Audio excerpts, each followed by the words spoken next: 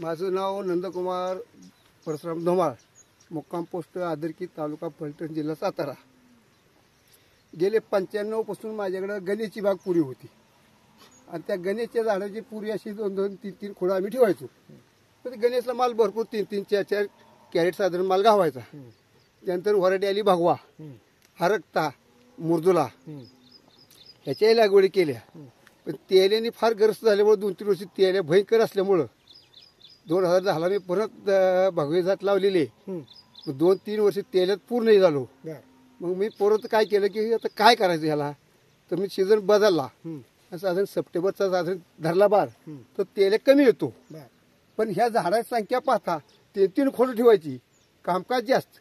त्यापेक्षा ही एक खोड पद्धत पाहिल्यानंतर माझ्या नजरेने डाळिंब क्षेत्रामध्ये 50% खर्च ह्याने कमी होणार हे मला दिसतंय. असं कारण औषधाचा खर्च कमी, छाटणीचा खर्च कमी आणि उत्पादन अधिक. त्यामुळे ही लागवड बघण्यासाठी माने साहेबांचा व्हिडिओ बघितला आणि माने साहेबांच्याकडे आज आम्ही निघालो होतो. पण दुर्दैवाने आम्हाला नंबर मिळत नव्हता, व्हिडिओमध्ये नंबर नव्हता. पण व्हिडिओ बघून गावाचं नाव बघत आम्ही आज गाडी करून आम्ही आदरकीतले सगळे शेतकरी चाललो होतो. पण दुर्दैवाने आम्हाला फोन नंबर मिळाला आणि आम्ही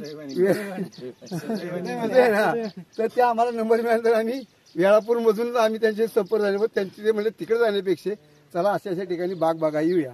पण तिथं जे जायचं त्यांनी आम्हाला इथं जावल्यानंतर ते आणि हे काही म्हणजे वेगळं काय नसलं का त्यांचं स्टेटमेंट सगळं असल्यामुळं, नियोजन असल्यामुळं आम्हाला अतिशय आनंद झाला. म्हणून आम्ही ग्रुप म्हणून आदरकीतनं आलेलो आहे. नवीन बागा आणखी लावणार आहेत. पण माझ्याकडे अजून बागा आहे. पण माझ्याकडे आता जवळजवळ 10ची लागवड अजून आहे. आणि असंच मी परत एवढंच की ह्यांचं टीचिंग वेगळं आहे आणि आम्ही डायरेक्ट लाईनी दाखवतो. म्हणजे टीचिंगचा खर्च आम्ही कमी करतो. पण काय हरकत नाही, आता नवीन लागवड करताना आम्ही हीच पद्धतीने लागवड 100% करणार आहे. ह्यासाठी आम्ही सगळ्यांना घेऊन आलेलो आहे. धन्यवाद.